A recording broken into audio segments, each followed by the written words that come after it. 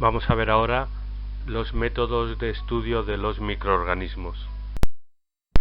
Y en estos métodos de estudio lo primero que tenemos que ver es los medios de cultivo. Para poder trabajar con los microorganismos necesitamos cultivarlos. Para esto necesitamos medios de cultivo que no son otra cosa que una mezcla de compuestos que sirven de alimento a los microorganismos, en los cuales pueden crecer y multiplicarse, y que pueden ser de dos tipos: líquidos o sólidos. En los sólidos se añade agar-agar y se forma una especie de gelatina que sirve, por ejemplo, para estudiar microorganismos en las placas Petri, cultivarlos en ella. Los líquidos pues se cultivan en tubos de distintos tipos. Estos medios de cultivo pueden ser generales si permiten el crecimiento de prácticamente cualquier tipo de microorganismo, y pueden ser especiales cuando presentan algún componente que hace que solo puedan crecer determinados tipos de microorganismos. En cuanto a los microorganismos que contiene un medio de cultivo en el cual ya hayamos inoculado organismos, pues este medio de cultivo puede ser puro si solo tiene un tipo de microorganismos, y se denominará mixto si contiene más de un tipo de microorganismos. Para realizar un cultivo, lo primero que tenemos que hacer es aislar los microorganismos que queremos que crezcan. Para ello hace falta esterilizar todo el material que vamos a utilizar. El medio hay que hacerlo estéril, el asa de siembra con el cual vamos a manejar los microorganismos o las pipetas tienen que estar esterilizadas,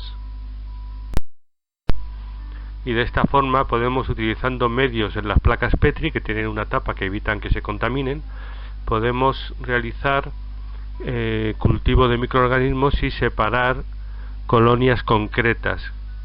Aquí vemos varias placas Petri y vemos alguna colonia que ha quedado separada. Ahí todos los organismos que hay en esa colonia proceden de una única bacteria y por tanto ya hemos aislado ese microorganismo. Una vez lo tenemos aislado y lo metemos en el medio, se va a producir el crecimiento. El crecimiento bacteriano característicamente tiene 4 fases. Una primera fase es la fase de latencia, en la cual el microorganismo se tiene que adaptar al medio y durante la cual hay un crecimiento muy pequeño del número de organismos, aunque aumenta su tamaño. La segunda fase es la fase exponencial. En ella las bacterias crecen de forma exponencial, puesto que las bacterias se dividen por bipartición y a partir de cada organismo tenemos 2 organismos en media hora a 1 hora, depende del tipo de bacteria. Luego tendríamos la fase estacionaria, en la cual la población se mantiene estable porque hay un equilibrio entre las bacterias que se producen y las bacterias que mueren. Y por último tendríamos la fase de muerte, en la cual las bacterias mueren rápidamente por varios motivos. Por una parte la disminución de los nutrientes, por otra parte la acumulación de productos tóxicos en el medio. Bueno, el control de los microorganismos exige, por tanto, la esterilización tanto de medios como de materiales como de instrumentos. La esterilización es el proceso mediante el cual se eliminan todas las formas de vida de un medio, de un objeto. De esta forma eliminamos los microorganismos para poder saber que los que estamos cultivando son los que queremos realmente nosotros. Hay varios métodos, fundamentalmente físicos y químicos. Los métodos físicos más habituales son mediante calor. El calor por encima de una determinada temperatura mata a los microorganismos. Se puede utilizar calor seco en hornos o simplemente aplicando la llama en el laboratorio, por ejemplo, la asa de siembra. Esto sirve para instrumental o para materiales metálicos, para materiales de cristal. Evidentemente estas elevadas temperaturas no sirven para plásticos y tampoco servirían para medios de cultivo porque descompondrían las moléculas que forman parte del medio de cultivo. Para solventar este problema se utiliza mucho el calor húmedo. El calor húmedo se utiliza en el autoclave, que viene a ser como una especie de olla a presión. Lo que se hace es que se calienta a menos temperatura pero con presión de vapor, y esto mata a los microorganismos. En la esterilización clásica la temperatura son unos 120 grados durante 30 minutos. Por ejemplo, para alimentos, para frascos de vidrio, para este tipo de utensilios. El sistema UHT, que conoceréis por la leche, calienta a 104 grados durante 3 segundos nada más. Esto permite mantener el sabor, las vitaminas, los alimentos, pero eliminando microorganismos. Y la pasteurización es un método de eliminación de microorganismos mediante calor que se utiliza mucho en la industria alimentaria, que si bien no elimina todos los microorganismos, reduce la población microbiana, elimina los microorganismos que pueden ser patógenos y aumenta mucho el tiempo de conservación. Consiste en elevar la temperatura a 71 grados durante 15 segundos. Se debe a Pasteur, Louis Pasteur, que fue un químico y físico francés que se considera uno de los padres de la microbiología, que vivió en el siglo XIX. Otros métodos físicos son las radiaciones electromagnéticas, que sirven para casi cualquier tipo de sustancia y son especialmente útiles con el plástico, pero tienen un problema y es que son muy caras. Se utilizan para eliminar bacterias de hongos en el aire, por ejemplo, en quirófanos. También se utilizan en cámaras de siembra en laboratorios. Y la filtración, lo que se hace aquí es filtrar, pasar a través de filtros de poros muy pequeños.